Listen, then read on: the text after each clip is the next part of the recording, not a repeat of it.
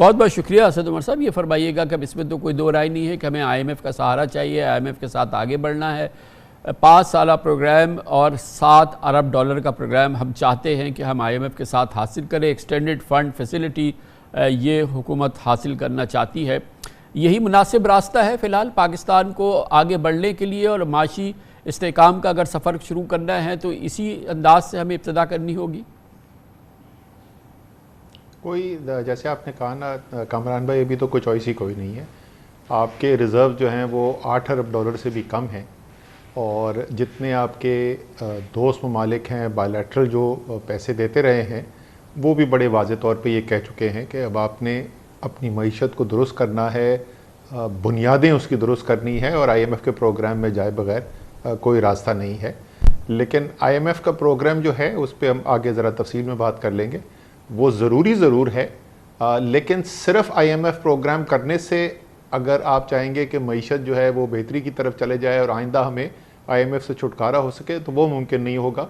तो कुछ काम IMF प्रोग्राम के तहत करने होंगे और कुछ उसके अलावा भी काम हमें करने की ज़रूरत है। अच्छा, एक तासुर ये है असद भाई कि जब आप IMF प्रोग्राम में होते हैं तो तब बकिया जो खदोकाल हैं, जो बकिया मईशत के उमूर हैं, वो फिर IMF उसका तयन करता है, और उसमें आपके पास स्पेस कम होती है, आपके पास रूम कम होता है, और आपको एक आम तस्वुर ये है कि डॉटेड लाइंस पे काम करना होता है। बहुत कम आपके पास आज़ादी होती है कि आप अलहदा फ़ैसले कर सकें। IMF प्रोग्राम में रहते हुए जो आप फरमा रहे हैं वो मुमकिन होगा?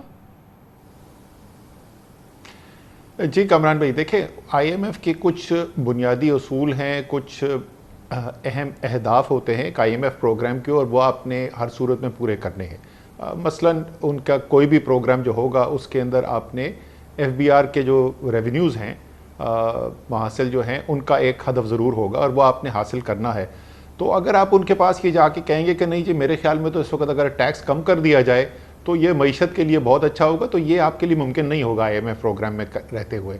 लेकिन आपने अपने मईशत के अंदर जो एक्सपोर्ट के इंजन है उसको मजबूत करना है, और आप पाकिस्तान के नौजवानों को इंफॉर्मेशन टेक्नोलॉजी की स्किल्स फराहम करना चाहते हैं, उनको फ़नी तौर पर वो महारत दिलाना चाहते हैं जिससे वो दुनिया की सबसे तेज़ी से बढ़ती हुई मईशत के हिस्से के अंदर उसमें शिरकत कर सके।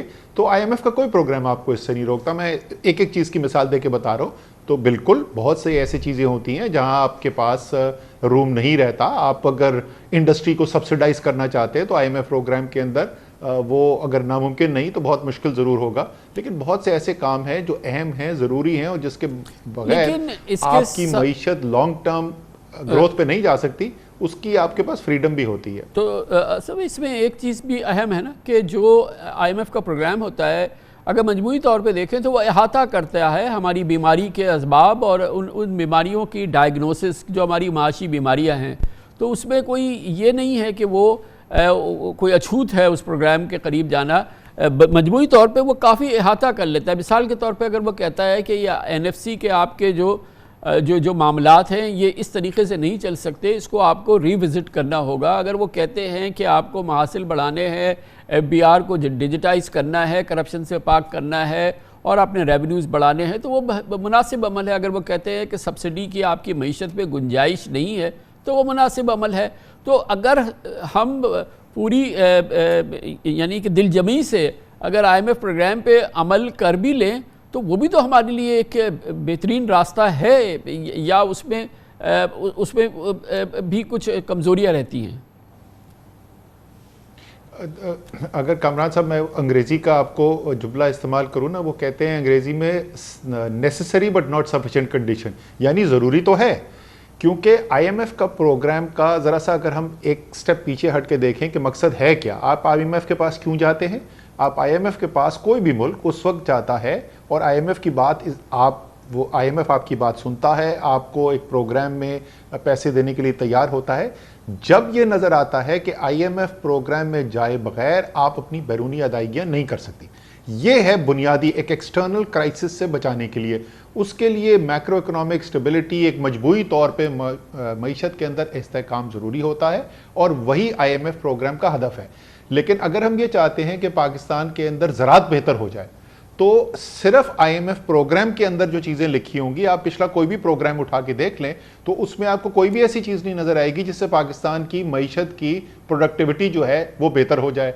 उस प्रोग्राम के अंदर कहीं पे भी ये नहीं लिखा होगा कि पाकिस्तान जो है वो क्या इकदाम करेगा जिससे पाकिस्तान की सनतें जो हैं वो वैल्यू एडेड कर्व में ऊपर जाएं और पाकिस्तान ज़रा ऐसी चीज़ों के अंदर, एक्सपोर्ट्स के अंदर कंपेटिटिव हो सके जिसके अंदर इस वक्त नहीं है। बहुत सारी चीज़ें जो आईएमएफ प्रोग्राम के अंदर होती हैं, मैं कहूँगा ज़्यादातर चीज़ें जो हैं आपके महासिल कम हैं, आपको रेवेन्यू बढ़ाने की ज़रूरत है, इसमें कोई दो राय नहीं। आपके अखराजात आपने चादर से ज़्यादा पाँव फैलाए हुए हैं, वो कम करने की ज़रूरत है। और इस तरीके की और बहुत सारी चीज़ें जो आईएमएफ प्रोग्राम में होती हैं, जो आईएमएफ प्रोग्राम हो या ना हो हमें हर सूरत में करनी चाहिए। लेकिन सिर्फ जो चीज़ें आईएमएफ के प्रोग्राम में लिखी हुई हैं, अगर सिर्फ वही करेंगे तो फिर हम 4 साल बाद, 5 साल बाद शायद दोबारा हमें एक और आईएमएफ प्रोग्राम की अंदर जाना पड़ेगा और यही कहानी चलती रहेगी। गोया हमें अपना रास्ता बनाना है। मिसाल के तौर पे जो हमारी बहुत अव्वलीन जो माशी ज़रूरियात हैं उसमें ये SOEs वगैरह का निज़ाम ठीक करना है, इसको हमें नया जन्म देना है या हमें प्राइवेटाइज़ करना है, निजकारी हमारी शदीद ज़रूरत है।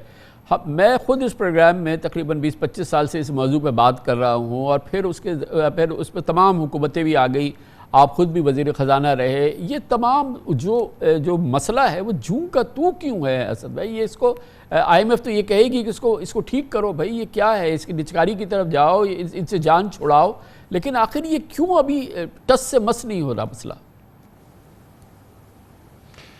देखिए, उसकी एक से ज़्यादा वजूहात हैं। जो आपकी आसान निजकारी थी वो तकरीबन तमाम हो चुकी है। जो आपके पास असासे बचे हुए हैं वो मुश्किल निजकारी के ज़ुमरे में आते हैं और मुश्किल एक से ज़्यादा वजह से। कुछ ऐसे हैं असासे जो बहुत बड़े असासे हैं।